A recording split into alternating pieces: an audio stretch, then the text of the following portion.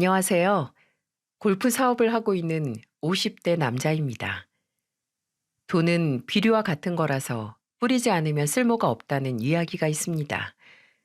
하지만 그 비료를 뿌릴 수 없는 땅이 없고 또 뿌려봤자 그 어떤 풀도 자라지 않는다는 걸 알았을 때의 절망감은 비료가 없을 때의 절망감보다 훨씬 더 크더군요. 그리고 그 절망감 앞에서 진정 내게 희망의 꽃을 피워주는 건 돈이 아닌 돈과는 아무런 관련도 없는 존재라는 걸 깨닫게 되죠. 모든 걸 겪고 난 이유이기 때문에 이렇게 이야기를 했지만 저 또한 삶의 목적이 돈이었을 때가 있었습니다. 세상에 믿을 사람이 다 떠나가니 믿을 수 있는 건 돈뿐이더군요. 참 오래전 일입니다. 하지만 그때 느꼈던 고통과 공허함은 아직도 생생하게 기억이 나요. 중학교 때 아버지가 갑작스런 심장마비로 돌아가시고 저는 처음으로 돈이 얼마나 사람의 삶을 풍요롭게 하다가 한순간에 피폐하게 만드는지 실감을 했습니다. 어머니와 단 둘이서 살아가면서 어머니가 하루하루 둘뿐인 가정을 먹여 살리기 위해 말라가는 걸 봤기 때문이죠. 그리고 어머니마저 제가 고등학교 2학년 때 뇌출혈로 쓰러지신 후 몇 주 버티지 못하시고 제 곁을 떠나셨고요. 기구하구나라고 생각하실 수 있을 것 같습니다. 저도 참 제 인생을 많이 비관했어요. 친척집을 전전하면서 떠난 아버지 어머니가 차라리 저를 데려가 주길 잠들기 전에 기도하면서 내일 아침이 오지 않길 바란 적도 있습니다. 그래도 영원한 안식을 선택하는 것보다 그 당시 제겐 버티고 또 버티는 게 최선이었나 봅니다. 졸업 후 대학에 보내준다는 사람도 없었고 또 제 의지도 없어서 어머니가 돌아가시고 나서부터 배달하면서 모은 돈으로 친척집을 나와 고시원 생활을 했습니다. 물론 제가 지내던 작은 아버지 댁에서는 저를 붙잡아 주셨지만 제가 그 집에서 버틸 힘이 없었거든요.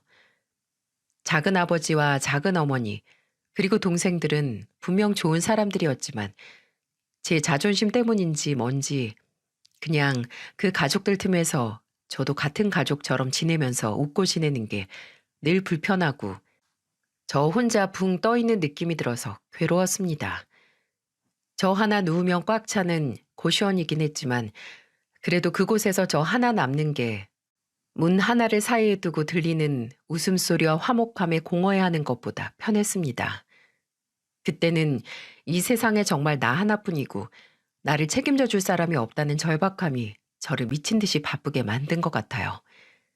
그런 현실에 불안해하지 않기 위해 하루를 48시간처럼 일했거든요. 주유소에서 일하고 식당에서 서빙을 하고 장사도 했고 밤에는 술집과 사무실을 청소하면서 돈을 모았고요. 이제 막 20살이 된 어찌 보면 어린애라고 볼 수도 있는 나이였지만 그때만큼 돈에 미친 적이 없었던 것 같네요. 그때는 나를 지켜주는 게 돈뿐이라고 그렇게 믿었거든요. 제가 아직도 기억이 나는 게 제가 20살 때 노가다 현장을 동네 슈퍼 드나들듯 가서 일을 했거든요. 그때 같이 일하던 아저씨께서 제게 이런 말을 하셨습니다. 용석이 저놈은 어제까지만 해도 얼라였던 게 눈은 반 100살을 더 묵은 것 마냥 도끼가 있다니까. 그럴 수밖에 없었던 게 도끼가 없으면 살아남을 수가 없었거든요. 고조를 받아주는 곳이 있으면 전부 들어가서 열심히 일하겠다. 시켜만 주시라 하면서 맨땅에 헤딩을 몇십 번, 아니 몇백 번이고 했던 것 같습니다. 그러다가 몇 번 쓰러져서 버는 만큼 병원비가 나갔고 그 시대에 영양실조까지 와서 하늘이 노랗게 뜨는 경험도 했지만 그렇게 여기저기 안 해본 일이 없으니 여러 분야의 사람도 많이 만나고 연고도 없는 제가 발이 넓어지긴 하더라고요. 그리고 그러다가 20대 후반에 제 첫 번째 아내를 만나게 됐죠. 여기서 첫 번째 아내라고 말해서 눈치채셨겠지만 그 사람과 제가 보낸 시간이 그리 길지 않았기 때문입니다. 하지만 그 길지 않은 시간 동안 누구보다 저를 행복하게 해준 그런 존재였죠. 제 첫 번째 아내는 누구보다도 착하고 다정하고 또 변치 않은 믿음으로 제게 용기를 줘서 저조차 믿지 않던 저 자신이 앞으로 나아갈 수 있는 힘을 줬어요. 제가 뭐 하나 잘난 것 없이 언감생신 아내와 결혼을 하고 이제 책임져야 할 가정이 생겼으니 아무래도 그 당시 일하던 계약직 건설사에서 계속 일하는 것보단 다른 일을 해서 수입을 늘리는 걸 걱정을 할 때도 든든한 제 지원군이 되어 주었습니다. 그만둘지 말지를 두고 무슨 일을 할지 확고한 믿음도 없었을 때마다 아내는 말했어요. 여보, 뭐든 해야겠다 하는 일이 생기면 그냥 해. 해서 실패를 해도 그래봤자 세상 안 망해. 다시 뭐든 할 수 있어.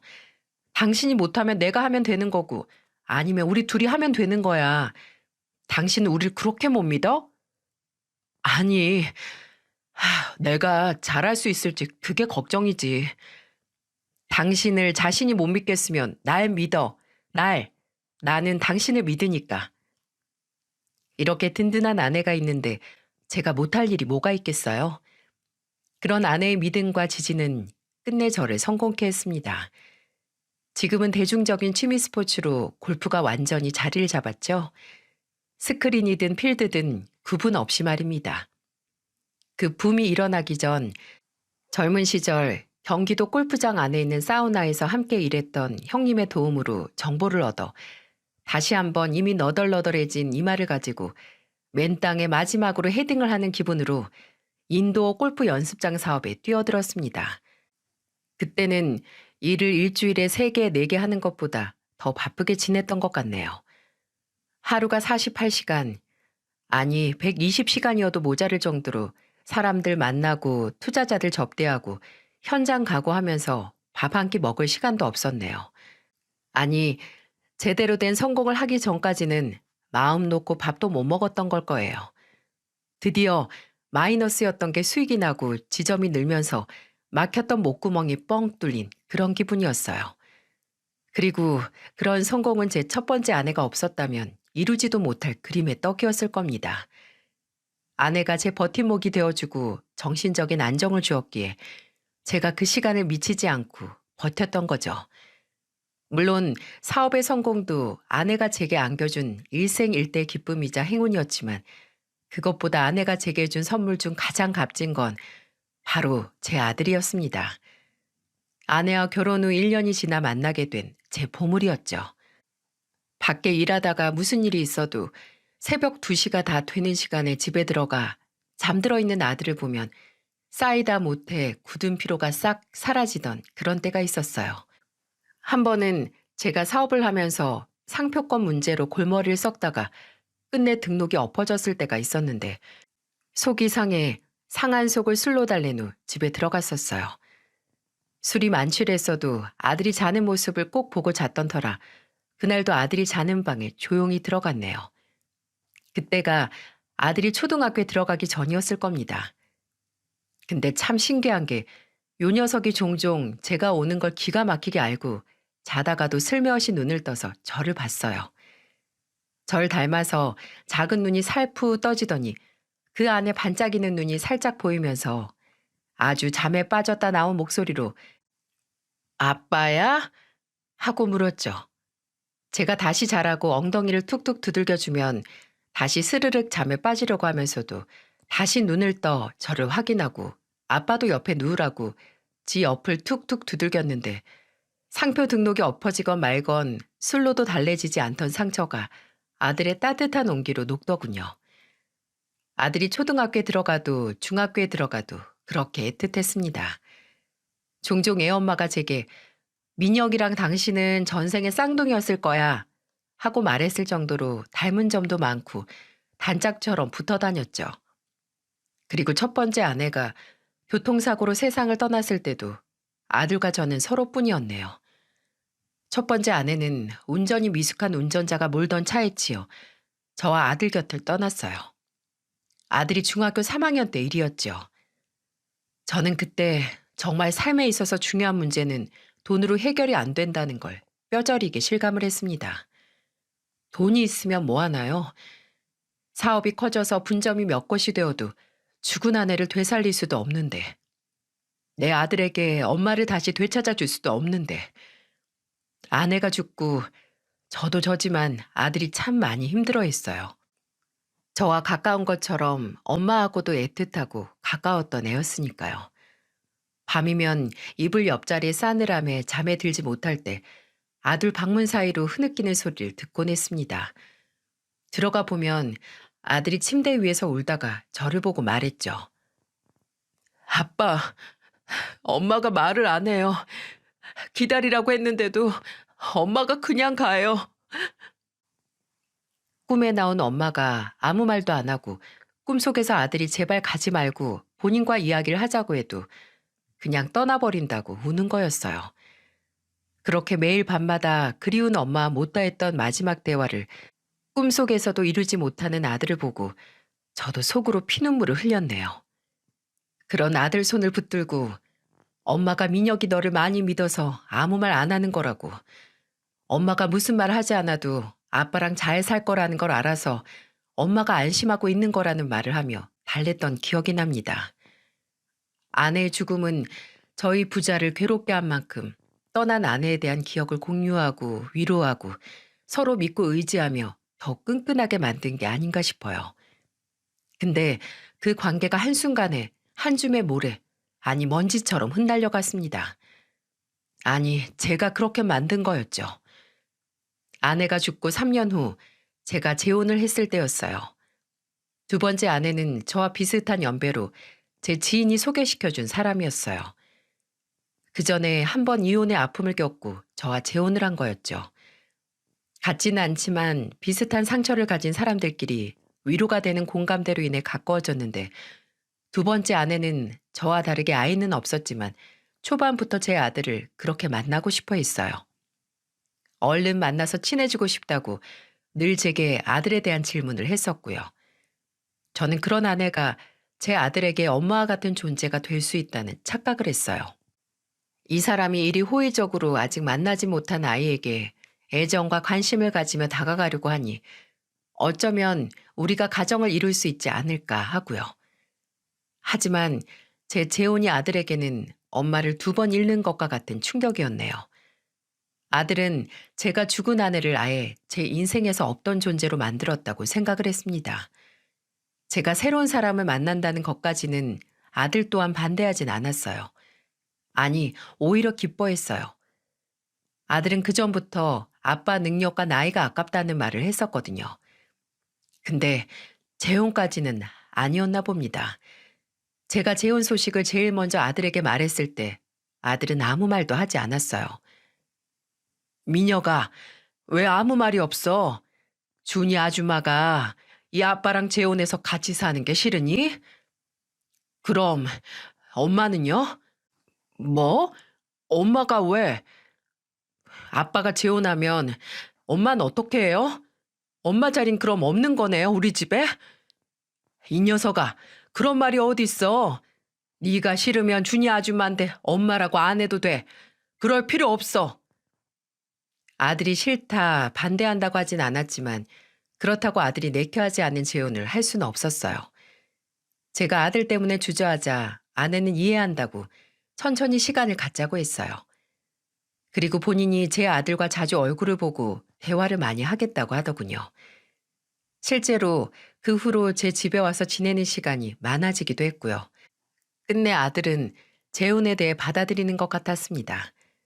하지만 완전히 아들이 마음을 열지 않아서 결혼식은 생략했고 또 혼인신고는 하지 못하고 동거를 하게 됐네요.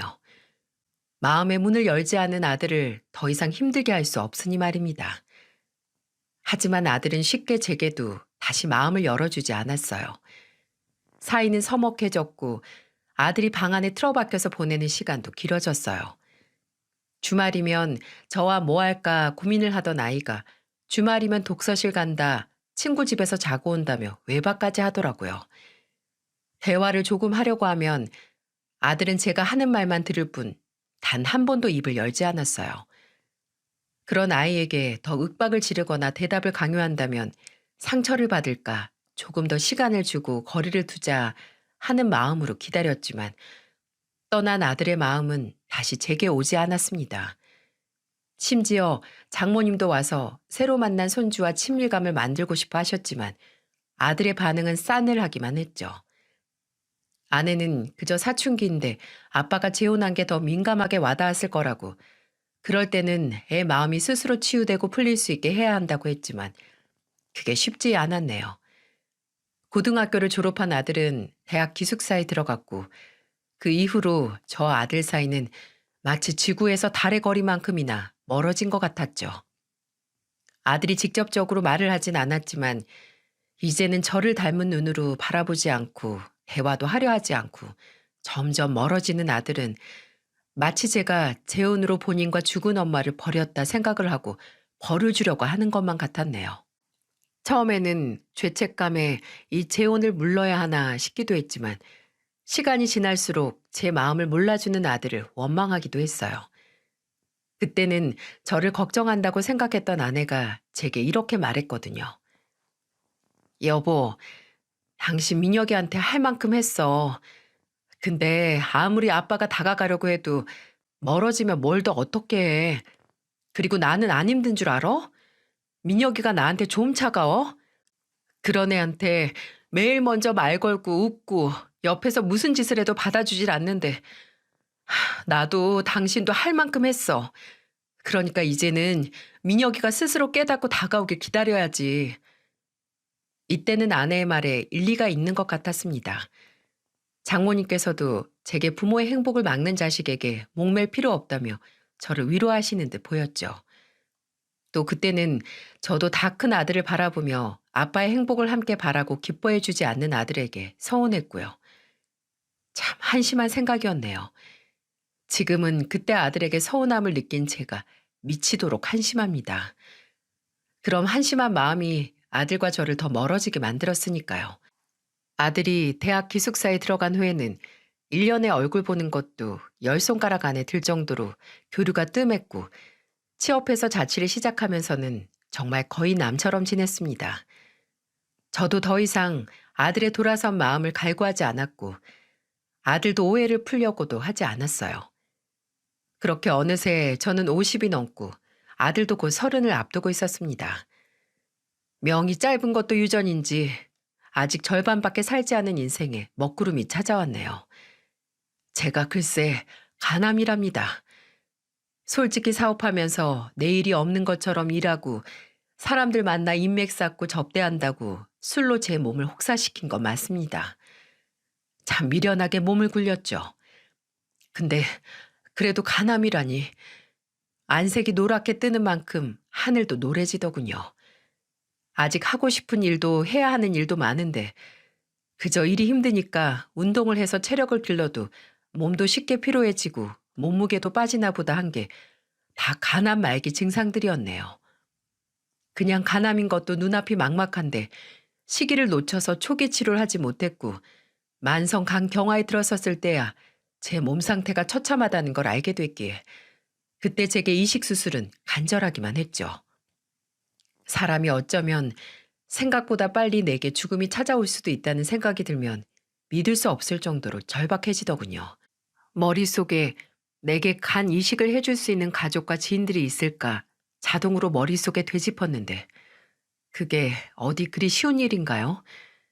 처음에 아내는 당연히 본인이 이식 대상자인지 공여자 자격 검사를 해보겠다고 했지만 장모님께서 결사반대하셨습니다. 한 사람이 아픈데 나머지 한 사람까지 건강이 나빠지면 어떻게 해? 그래도 한 사람은 말짱해야 다른 사람을 돕지. 맞는 말이었습니다. 따로 말씀은 안 하셨지만 당연히 딸 걱정도 되실 테고 또 만약 아내까지 후유증으로 아프면 큰일이니까요. 그래도 장모님께서 말도 안 되는 소리라며 검사조차 반대하셨을 때는 좀 씁쓸하긴 했네요. 뇌사자 장기를 받는 행운이 제게 있다면 좋을 테지만 뇌사자 이식받기엔 제가 그렇게 수술이 급한 경우도 아니었고 가능성이 전혀 없었네요. 일단 몸 상태를 지켜보면서 치료를 시작하는 게 그때 제겐 최선이었습니다. 괜찮을 거라고 애써 긍정적으로 마음을 다잡으려고 하긴 했지만 마음은 천천히 죽음을 기다리는 것처럼 착잡하기만 했어요. 그러다 예상치 못한 연락을 받았습니다. 아마 제게는 뇌사자 간 이식을 받을 수 있다는 병원의 연락보다도 더 놀랄 만한 연락이었죠. 1년에 몇 번 연락도 안 하고 정말 이제는 남처럼 지내던 아들에게 불현듯 연락이 온 겁니다. 오랫동안 사이가 서먹하고 멀기만 했던 아들에게 당시 당연히 가남 소식을 알리지 않은 상태였는데 갑자기 아버지하고 만나서 이야기를 하고 싶다고 하는 아들의 연락에 의문이 커져갔죠. 알겠다고 시간하고 장소를 맞추면 제가 가겠다고 했고 아들은 당시 자취를 하던 집에 저를 초대했어요. 놀라실지 모르겠지만 사실 그 집에 초대된 것도 처음이었어요. 아내는 갑작스런 아들의 초대에 이렇게 말했죠. 당신 아픈 거 알고 연락한 거 아니야? 아니야. 그걸 누가 걔한테 말해. 아는 사람도 나나 당신 어머님뿐인데. 그럼 몇 년 동안 먼저 연락도 없던 애가 갑자기 무슨 바람이 불어서? 아내는 그 전에도 제가 아들에게 먼저 연락하는 걸 못마땅해 했어요. 제가 자식 버릇 망치는 거라고 물은 아버지라고 하며 그래서 아들이 제게 더 대드는 거라고 했고요. 근데 저는 그 당시 아들이 제게 연락을 한 이유를 어렴풋이 알 것만 같았어요. 아들이 연락을 했을 때가 첫 번째 아내의 기일이 얼마 안 지났을 때였거든요. 뭐 듣기 좋은 이야기든 나쁜 이야기든 아내의 기일의 영향 때문에 안 하던 연락을 했던 거라고 짐작했죠. 그리고 그 예상은 맞았습니다. 약속한 날 아들의 집에 찾아갔을 때 안색이 푸석한 아들이 이런 이야기로 운을 떼더군요. 엄마 기일에 언제 낙골당 갔다 가셨어요? 새벽에 갔다 왔지 혼자. 제가 가보니까 작약꽃이 꽂혀 있더라고요. 엄마가 좋아하시던 꽃이잖아요. 그렇지. 네 엄마가 참 좋아했지. 그거랑 수선화 좋아했는데 작년에 수선화를 가져갔어서 올해는 작약으로 했어. 그렇게 심심한 대화를 하다 다시 말이 없어진 아들은 한참을 가만히 있더니 그러더라고요. 저는 아버지가 왜 엄마 자리를 다른 사람으로 대체를 해야 했는지 이해를 못했어요. 나는 우리 엄마 아니면 엄마 자리 아무도 필요 없고 아빠만 있으면 되는데 왜 우리 아빠는 옆자리에 다른 사람을 둘까? 엄마가 없어도 아들이 내가 있는데 그걸론 부족한가 해서요. 계속 내 엄마인 척하려는 준이 아줌마도 싫었고 이제는 아직 멀쩡히 살아계신 할머니 역할하려는 아줌마 어머니도 싫었고 그냥 다 싫었어요. 미녀가. 근데 저도 그게 아니라는 건 알아요.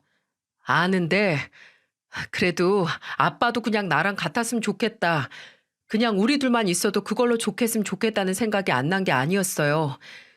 어렸을 때는 아빠가 엄마를 버린 것만 같고 자꾸 잊으려고 하는 것 같아서 원망도 많이 했는데 이번 엄마 기일에 엄마 사진 옆에 있는 작약 보고 아니 그전부터 매년 엄마가 좋아하는 꽃들 가져와서 꽂아둔 아버지를 보고 그래 아버지가 엄마를 잊을 리가 없지.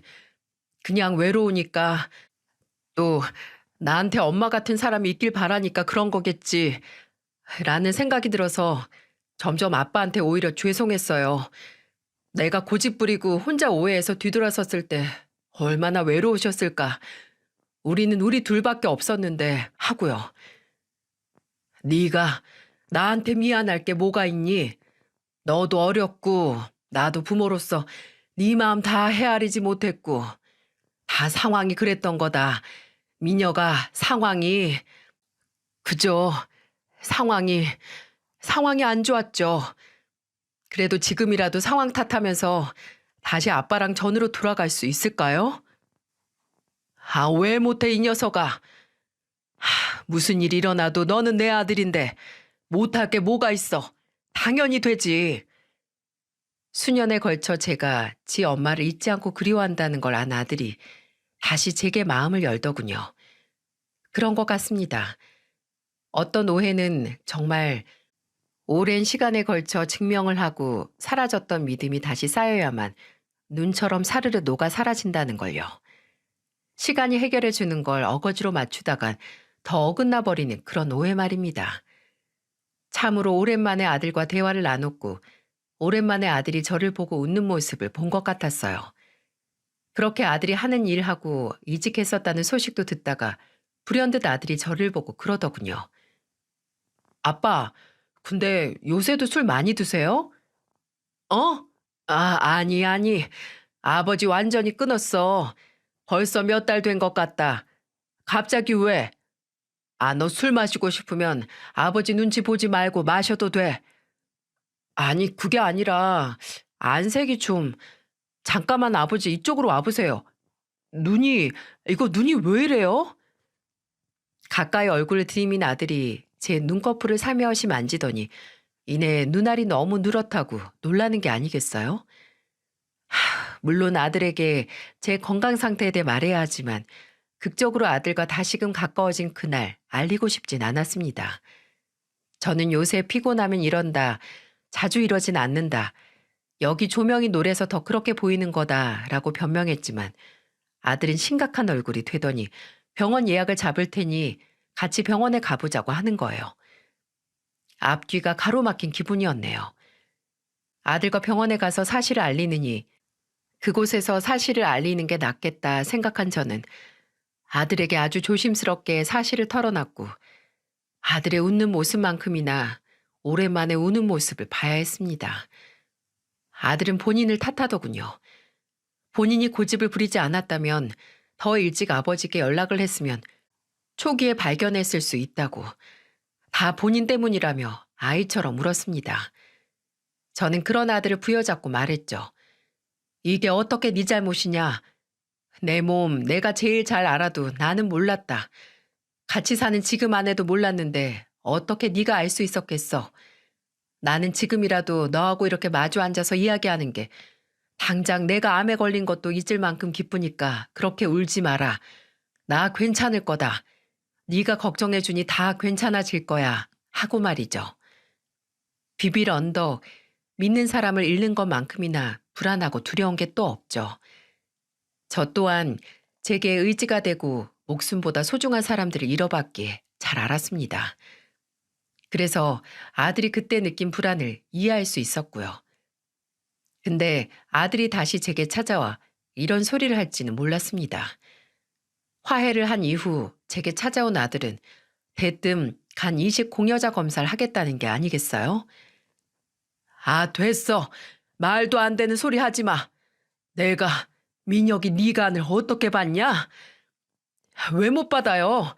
저 아버지 아들이고 아버지보다 젊고 튼튼해요. 일단 검사만 받아봐요. 네? 아니. 일 없어. 민혁아. 아빠. 그럼 이대로 저 진짜 고아 만들어도 상관없다는 거예요? 아빠 복수 창고 문제도 있고 중기도 아니고 말기인데 완치되려면 이식밖에 답 없다고 했다면서요. 더 이상 시간 끄는 것보다 뭐가 됐든 시도는 해봐야죠. 이대로 그냥 천천히 마지막 순간만 조금 유보시키면서 사실 거냐고요. 아들은 완강하게 저를 설득했습니다. 아내도 일단 검사라도 받아보라고. 검사 결과 불일치가 나올 수 있지 않느냐고 했죠. 그렇게 아들 간을 빼먹는 것과 당장 오늘 내일 하는 것과 어느 게 더 인간다운 것인지 고민을 하며 아들과 함께 대학병원에서 검사를 했습니다. 솔직히 일치했으면 하는 마음과 차라리 일치하지 않았으면 하는 마음이 제 속에서 치열하게 싸웠어요. 그리고 1차, 심지어 2차 결과마저 이식이 가능한 조건이라는 검사 결과가 나왔을 때 제가 무슨 감정을 느껴야 할지 가늠조차 되지 않았습니다. 아들은 당연히 당장 이식 수술 날짜를 상담하자고 했지만 저는 선뜻 그럴 수 없었어요. 차마 수술실에 아들을 떠밀어서 아들 수명을 가져온다는 기분을 떨칠 수 없는 제게 아들이 말했죠. 아빠, 지금 제가 아빠 목숨 못 살리면 저 죽었어도 엄마 못 봐요. 아빠 솔직히 엄마 사고 났을 때 아빠 목숨을 바꿔서라도 엄마 살리고 싶었잖아요. 저도 마찬가지예요. 심지어 이건 위험을 감수하고서라도 아빠도 살고 나도 사는 방법인데 어떻게 안 해요? 저는 당장 제가 후유증 겪고 배 가르는 것보다 다시 엄마 잃었던 슬픔, 아빠 잃고 되풀이할까 그게 제일 무섭고 두려워요. 제발 제가 다신 그런 일 겪게 하지 마세요. 여러분께서 염치 없다, 제가 손가락질 하실 수 있지만 저는 끝내 아들에게 간을 이식받기로 했습니다. 다행히 제게 아들이 간을 이식을 해줘도 아들에게 35%가 넘는 간이 남아서 후유증을 겪을 가능성이 낮아질 거라고 하더군요. 아들은 지금까지 본인이 제게 이기적으로 굴어서 남은 마음의 빚을 갚을 수 있어 다행이라는 말을 했지만 제가 제 미숙함으로 인해 아들과 멀어졌던 걸 청산하고 심지어 새 생명까지 아들에게 빚지는 행운을 누리는 거나 다름없었네요. 그땐 이제 수술과 수술 후 관리만 걱정을 하면 된다고 생각을 했습니다. 수술 문제로 아들이 회사에 휴직계를 냈지만 때로 공여자들이 수술이나 후유증으로 인해 경력이 단절될 수도 있다는 얘기가 있더라고요. 그렇다고 하더라도 이제 아들과 화해를 했기에 아들이 더 휴식이 필요하면 쉬다가 제가 하는 사업을 배우고 이어받으면 된다고 생각하니 마음이 한결 가벼워졌습니다.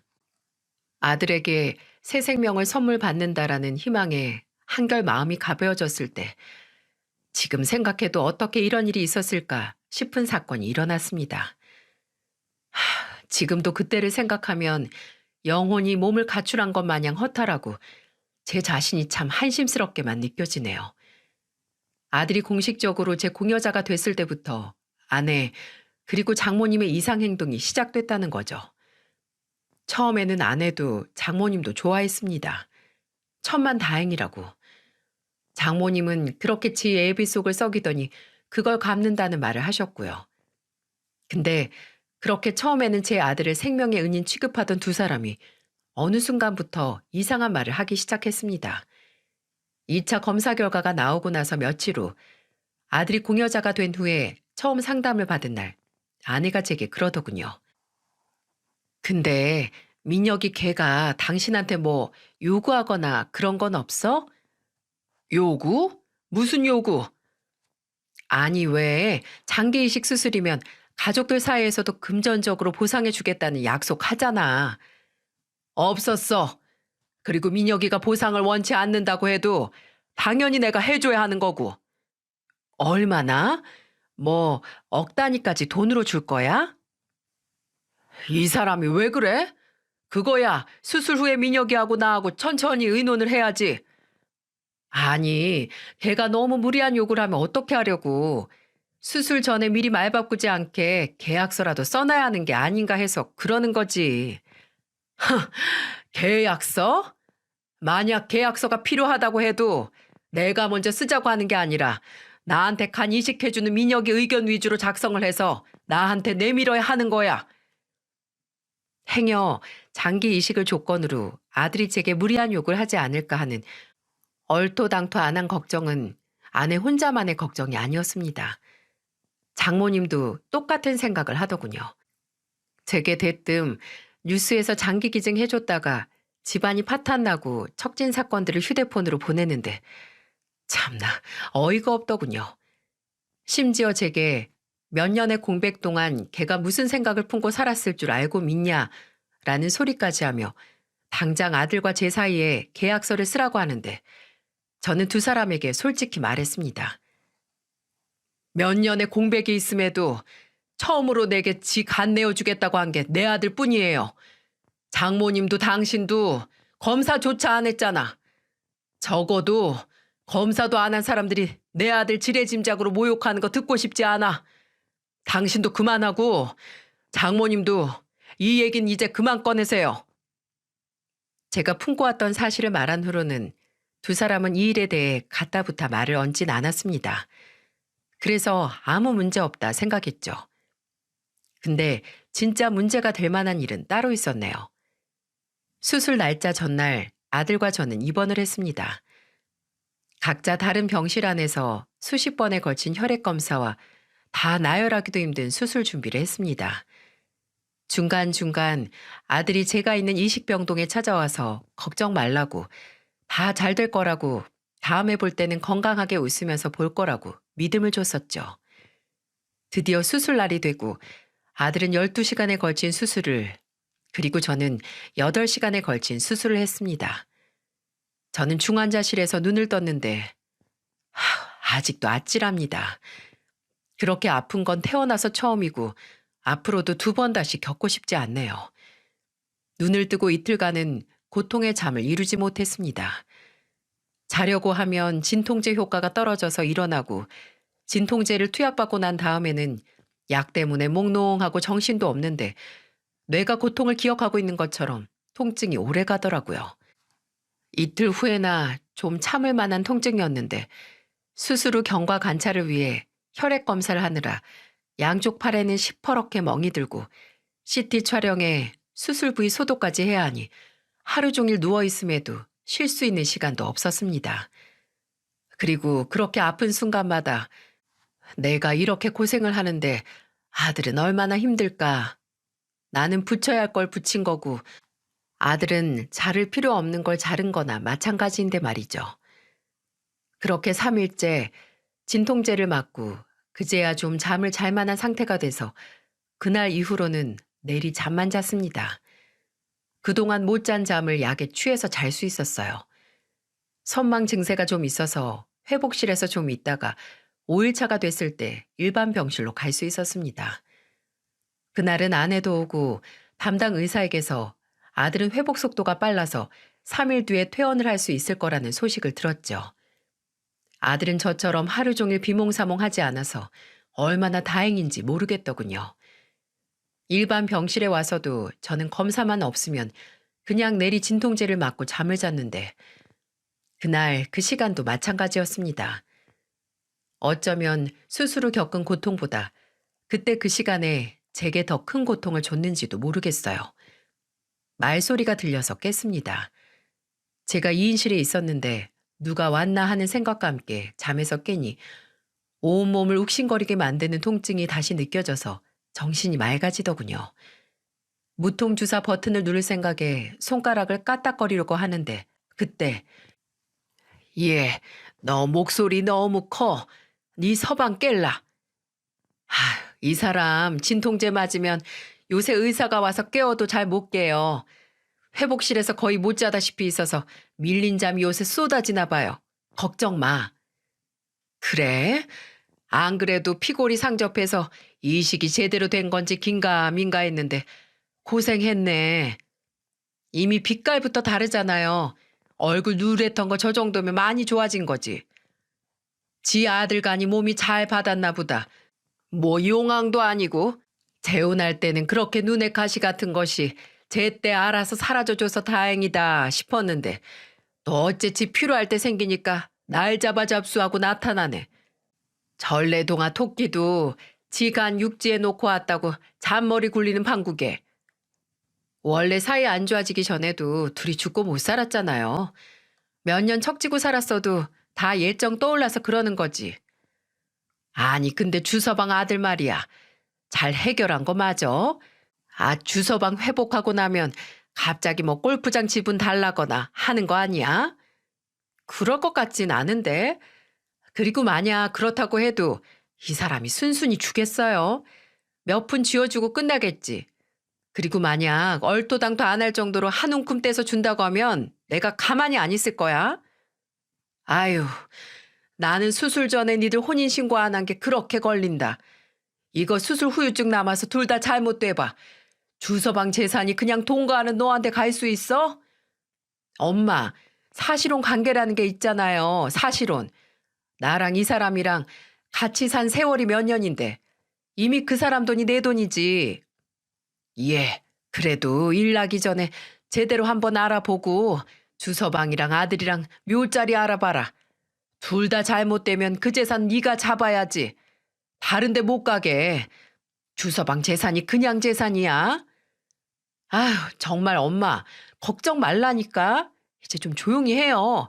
정말 저 사람 깨면 어떡해. 제가 얼마나 놀랐냐면 잠만 깬 게 아니라 제 잠을 깨웠던 통증도 한순간 잊을 정도로 놀랐습니다. 손이 떨리는데 그걸 제 병실 안에 들어와 신나게 떠들던 두 사람이 볼까봐 이를 악물고 참았어요. 지금까지 저와 제 아들이 남처럼 살았을 때 속으로 쾌재를 부르고 혹시나 다시 제게 온 아들이 이식을 핑계로 제 재산을 가져갈까 제 수술 결과보다도 그걸 더 신경 쓰고 있던 두 사람. 심지어 저와 아들이 수술 후유증으로 잘못된다면 남은 재산을 독식할 김칫국마저 사발로 들이부으며 웃고 있는 아내와 장모님의 목소리를 들으며 이를 갈았습니다. 이런 결과를 가장 걱정했는데 결국 이렇게 됐네요. 사실 아예 아내나 장모님에 대한 미심쩍은 생각을 안 했던 건 아닙니다. 둘이 제 아들이 재산을 노리는 거 아니냐, 보상을 원하는 거 아니냐 하는 말을 했을 때부터 혹시 제 아들에게 무슨 말을 할까 염려가 됐던 건 사실이에요. 그리고 저와 아들이 입원했을 때 행여 가서 이상한 말을 하지 않을까 해서 아들이 입원을 하기 전에 녹음기를 사서 가지고 있으라고 했습니다. 혹시나 찾아오면 켜고 있으라고요. 그리고 아들에게 줄 녹음기를 살 때 저도 하나 사서 가지고 있었고요. 근데 이건 어디까지나 아내가 제게 간 이식을 해준 아들에게 해주는 그 어떤 보상에 대해 불만을 표하거나 반대를 할 때를 위해 녹음을 한 거고, 설마 이런 어마어마한 속내를 알게 될 줄은 몰랐네요. 이런 작것들 같으니. 저는 아내와 장모님이 제가 깬 줄도 모르고 그 후로도 한참을 떠들다가 장모님이 먼저 간다고 아내가 배웅을 하려고 따라 나갔을 때 눈을 뜨고 슬며시 팔을 뻗어서 제 베개 밑에 쪽 침대 틀에 숨겨져 있던 녹음기를 꺼냈어요. 그리고 다행히 녹음기는 작동하고 있었습니다. 수술 후 속이 메스껍고 온몸이 아픈 게 수술 후 후유증인지 아니면 내가 들은 추잡스러운 배신의 대화 때문인지 모르겠더군요. 당장 어떻게 해야 하는지, 어떤 방향으로 해결을 해야 하는지 고민을 했습니다. 솔직히 명확히 선택지는 하나뿐이었죠. 제가 죽길 기다리는 사람들에게 제가 뭘 하겠어요? 3일 후 아들이 저보다 며칠 먼저 퇴원을 하는 날, 병원을 나서기 전 저를 보기 위해 제 병실로 아들이 찾아왔습니다. 저는 아들에게 말했어요. 제가 들은 모든 대화 내용을 말입니다. 그리고 제가 퇴원하기 전날 제 집에 있는 아내, 아니 그 여자의 짐을 모조리 빼라고 했습니다. 그리고 제가 퇴원하는 날 그 여자 어머니 집으로 이삿짐 센터든 용달이든 불러서 보내라고 말이죠. 아내는 제가 퇴원하는 날까지 제 간병을 했기에 저와 아들의 계획을 알 수가 없었고, 장모님은 제가 그날 퇴원하니 와달라고 따로 부탁을 했어요. 아내가 저를 혼자 챙기고 퇴원 수속을 밟기 힘들 것 같다고 하면서 말이죠. 하지만 저는 그들과 같이 병원을 나설 생각은 없었습니다. 아들에게 아내의 짐을 장모님 집으로 보낸 뒤 저를 데리러 와달라 했거든요. 물론 제 집 현관문 비밀번호도 싹 바꿔두라고 말했고요. 퇴원 당일날 장모님은 제 부탁대로 병원에 와서 아내가 짐을 챙기는 걸 도와주셨고, 저는 그들이 제 앞에서 예상보다 일찍 퇴원해서 다행이다. 이제 회복할 생각만 해라. 이 일은 쉬어라 하면서 가증을 떠는 걸 바라봤습니다. 주머니에 넣어둔 녹음기를 만지작거리면서 말이죠. 그리고 그때 병실 문이 열리고 아들이 들어왔어요. 말한 시간보다 좀 일찍 왔더라고요. 어머, 미녀가 왜 왔어? 너도 몸 움직이기 힘들 텐데. 벌써 2주도 넘었는데요. 이제 복대 차면 웬만큼 움직일 수 있어서 괜찮아요. 나도 있는데 네 아빠 못 챙길까 봐 걱정돼서 왔니? 아니요. 아빠 집으로 모셔드리려고 왔는데요. 그러니까 어차피 내가 같이 가는데 괜히 왔다는 거야. 너 충분히 네 할 일 다 했어. 이제 이 아줌마가 할 테니까 걱정 말고 아빠 얼굴만 보고 가. 그럼 아빠는 누가 모셔다 드려요? 아줌마는 아줌마 어머니 댁에 가셔야 할 텐데. 준이가 내 집에? 아니 왜? 그래, 내가 왜 우리 엄마 집에 가? 나는 내 집에 내 남편이랑 같이 가야지. 당신이 남편이 어딨어? 나 당신이랑 내 집에 안 갈 거고 내 아들하고 갈 거니까 당신은 당신 어머니, 당신 가족 있는 곳으로 가. 여보, 갑자기 그게 무슨 말이야? 내가 남편이 어디 있긴 당신이 내 남편이지. 혼인신고도 안 하고 살았는데 무슨 남편? 호적이 주민등록 등본에 오른 적이 있어? 그리고 무엇보다 남편이 이식수술 받는 와중에 지엄마랑 재산이니 묘자리니 떠드는 와이프가 세상 천지에 어딨어? 저는 입을 다물지 못하는 아내를 보고 주머니에 있는 녹음기를 들어보였습니다. 그리고 그날의 대화가 담긴 음성을 재생시켰죠. 삽시간에 사색이 된 아내가 잠깐만, 그게 뭐야? 그건 내가 진심이 아니라 그냥 장단이라며 뭐라 변명을 끄집어내기 전에 말했습니다. 더 이상 당신하고 말하고 싶지 않아. 민혁이가 나한테 간이식 해준다고 했을 때부터 보상이니 뭐니 불안해지더니 다시 나타난 친자식이 당신 몫의 돈 빼앗아갈까 불안했어? 근데 어쩌나? 내 재산 중에 당신 몫은 하나도 없어. 당신이랑 나랑 무슨 사이인데 그걸 가져갈 생각을 해? 여보, 나 당신 부인이야. 혼인신고를 했든 안 했든 나 장장 10년 가까이 당신 옆에서 당신 와이프 노릇 다 한 가족이라고. 근데 어떻게 그런 소리를 해? 내가 당장 죽을지 말지보다 내 재산 걱정하는 가족, 난 필요 없어. 이제야 알겠어. 내가 만지는 돈이 많고 성공했을 때보다 당장 이식 안 받으면 죽을 위기에 놓였을 때 진짜 누가 내 가족인지. 당신이나 당신 어머니? 그저 나 언제 죽을까? 나 죽으면 재산 얼마나 떨어질까 기다리는 시체 먹는 새떼들에 불과해. 그래서 지금 갈라서자고? 헤어지자고? 그래. 이미 당신 짐도 당신 어머니 집에 도착했을 거야. 내가 집에 가서 미처 챙기지 못한 거 있으면 알아서 보내줄 테니 기다려. 아니, 나 그거 말고 당신한테 받을 거 있지. 우리 혼인신고는 안 했어도 사실혼 관계야. 사실혼 관계도 충분히 헤어질 때 위자료 받을 권리 있다고. 그 권리 있었는데 아줌마가 아줌마 어머니랑 손잡고 뻥 찼다고요. 말을 못 알아들으시겠어요? 그래, 민혁이 말대로 그 권리 어디 요구하고 싶으면 실컷 요구해봐. 사실혼인 거 증명해 보라고. 나는 사실혼은커녕 그냥 동거 사이였다는 거 증명할 테니까. 민혁아, 가자. 여보, 그렇게 가면 어떡해. 엄마도 뭐라 말 좀 해봐. 발을 동동 구르며 저를 부르는 아내를 무시하고 아들의 부축을 받아 병실을 나왔습니다. 어쩌면 아들이 그렇게 거부감을 나타낼 때 이재혼, 아니 이 만남은 안 했어야 하는 게 맞다는 생각이 드네요. 퇴원 후 아들은 한동안 제 집에서 같이 지냈습니다. 그리고 퇴원을 하고 한 달도 지나지 않아 정말 예고대로 아내, 아니 그 여자가 제게 소송을 걸었더군요. 사실혼이 파기된 원인이 제게 있고 제가 지금까지 저축한 재산을 홀로 독식을 할 이유로 과실이 있다고 소장을 보냈는데 어처구니가 없었습니다. 저는 당장 변호사를 선임해 사실혼이 파기된 이유는 녹음된 파일에도 있듯이 아내와 장모님이 저를 기만했기에 배신감을 느껴 어쩔 수 없이 하는 거고, 더불어 나는 그 여자와 사실혼이 아닌 단순 동거라는 사실을 증명했습니다. 혼인신고도 안 하고 심지어 작은 결혼식도 안 했었다는 걸 입증했고, 또 제 나빠진 건강 상태를 오히려 환영하는 태도의 아내와 장모님과 가까이 지내면 생명의 위협이 느껴진다고 진술했습니다.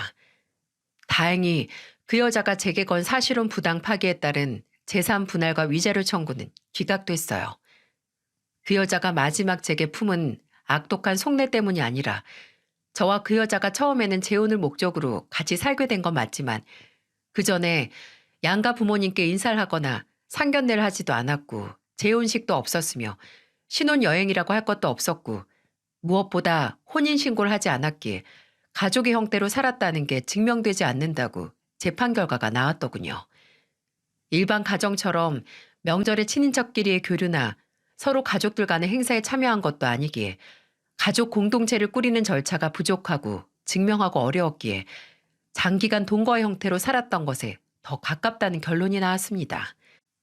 또한 경제적인 공동체로 볼 수도 없던 것이 그 여자는 저와 사는 동안 수입이 전혀 없었고 또 제가 주는 제 명의의 카드를 사용했기에 관리도 순전히 제 몫이었습니다. 이걸 구사일생이라고 하나요?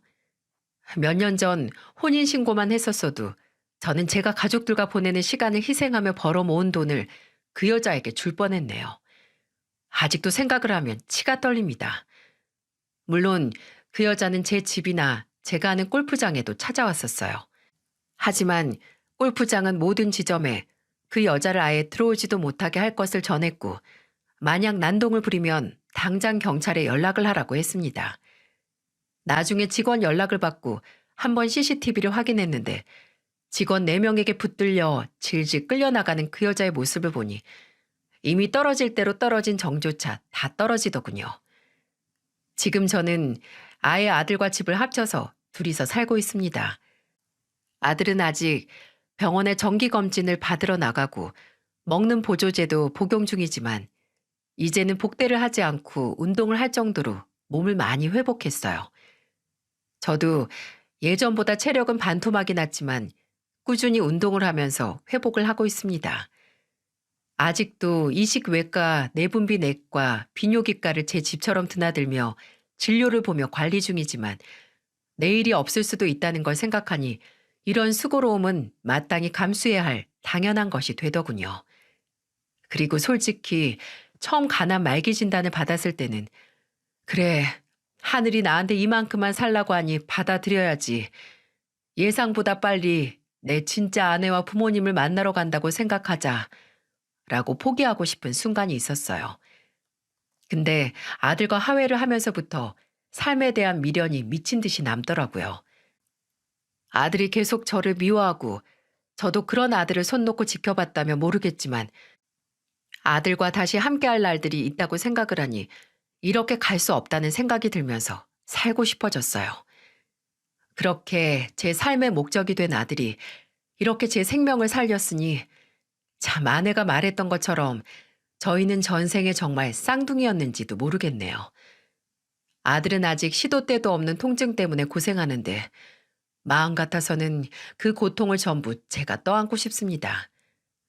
이제 30도 안 된 아들, 제게 그 소중한 신체 일부분을 줬다는 생각만 하면 지금도 먼저 간 아내에게 미안해져요. 근데 하루는 아들이 그러더군요. 아빠하고 엄마는 부부긴 하지만 피로 이어지진 않았잖아요. 근데 내가 아빠한테 간을 떼어줬으니까 아빠한테도 어느 정도 엄마의 유전자가 가지 않았을까요? 내 몸은 엄마랑 아빠가 만든 거니까. 그 얘기를 듣는데 기분이 묘하더라고요. 정말 죽은 아내 세포 일부분이 제게 온 것 같고 괜히 더 죽은 아내 생각이 나고 그랬습니다. 그리고 그렇게 말하며 본인이 제게 장기 이식을 해준 게 아주 자연스럽고 당연한 거라 말해주는 우리가 더 특별한 부자지간이 되는 계기라고 말해주는 아들을 보고 그저 고맙고 미안했습니다.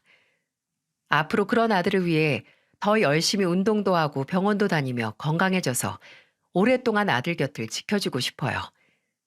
가끔 TV를 보면 부모님과 자식이 어느새 비슷한 연배로 보일 정도로 주름이 자글자글한 노인이 돼서 함께 있는 걸 보는데 저도 그렇게까지 아들 곁에 남아서 아들이 믿고 기댈 수 있는 든든한 보금자리 역할을 하고 싶습니다. 마지막으로 사랑하는 내 아들 민혁이에게 사랑하고 고맙다는 말을 남기며 제 사연을 마무리하도록 하겠습니다. 부디 세상의 모든 부모님과 그 자식들이 괜한 오해로 이 소중한 순간에 공백을 만들어내지 않길 바랍니다.